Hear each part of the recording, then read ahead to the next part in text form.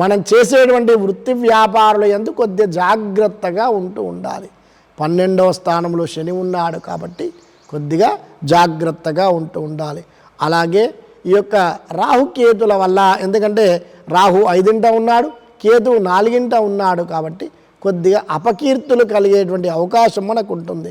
మనస్తాపం కలుగుతూ ఉంటుంది. మనం చేసేటువంటి వృత్తుల యందు ఇబ్బందులు కలిగేటువంటి అవకాశం ఉంటుంది. కొద్దిగా అనారోగ్య సమస్యలు కూడా ఏర్పడేటువంటి అవకాశం ఉంటుంది.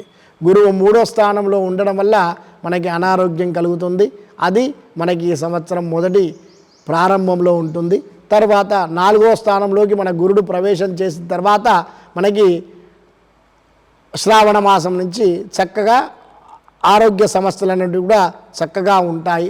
ఈ ముందు జరిగేటువంటి యొక్క మాసాలలో ఆ యొక్క మనం చేసేటువంటి వృత్తుల యందు, మనం చేసేటువంటి వ్యాపారాల యందు కొద్దిగా ఆటంకాలు అనేటువంటివి కలుగుతూ ఉంటాయి.